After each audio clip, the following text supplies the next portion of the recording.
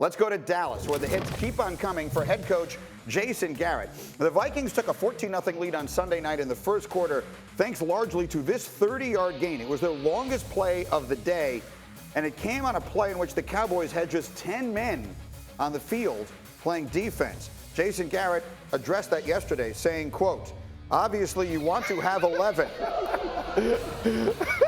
And we didn't handle the situation well enough. Typically, a timeout comes from the sidelines.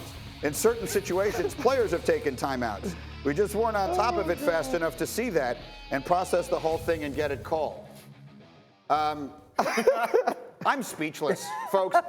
First, Baker Mayfield is explaining that the crowd should be quiet when the offense has the ball. And then Jason Garrett is saying, and I'm quoting, "Obviously you want to have 11. Usually you do. Someone say something. I've run out of ways to react Here it to is. this. I'm the only one here who is going to try to find a way.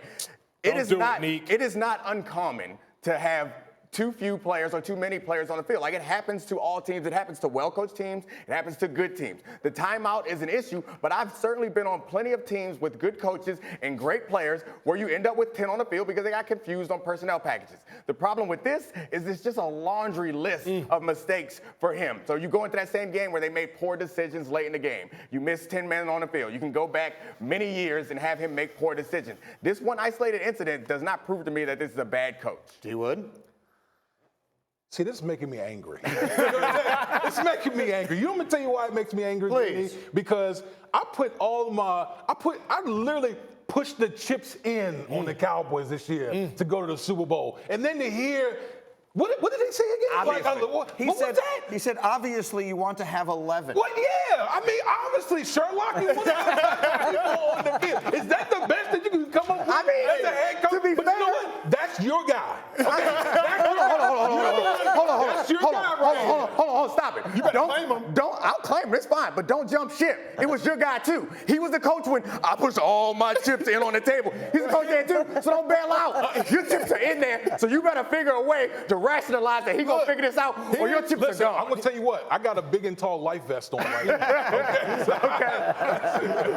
Oh, God.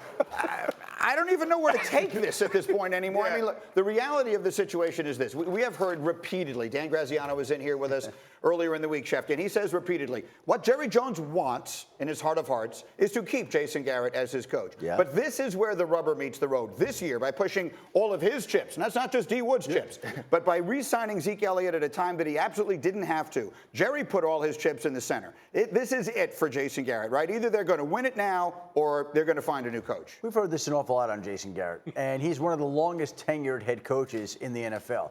And all I'm saying is at this time last year, all you heard was if they didn't have a successful playoff run, Jason Garrett wasn't going to be back. And he was back. And now we're hearing the same conversation again.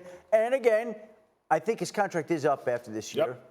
So there is an issue. And it's hard to imagine right now if this season goes south in them that they're going to extend him. So there is that out. There is that little stipulation that's a key factor here. But there's been so much talk about Jason Garrett for so long now that you're almost numb. He's resilient. He's walking on thin ice. Sooner or later, there's going to be the straw that breaks the camel's back. They have one of the best young linebacking cores, Greeny. One of the best pass rushers. That way. They have a great quarterback, great running back, allegedly that they paid a lot of money to, and Amari Cooper. They shouldn't be 5-4. Jason Garrett is the thinnest of ice. Obviously. He's been on thin ice for 10 years. Thank you for watching ESPN on YouTube. For more sports, highlights, and analysis, be sure to download the ESPN app. And for live streaming sports and premium content, subscribe to ESPN+.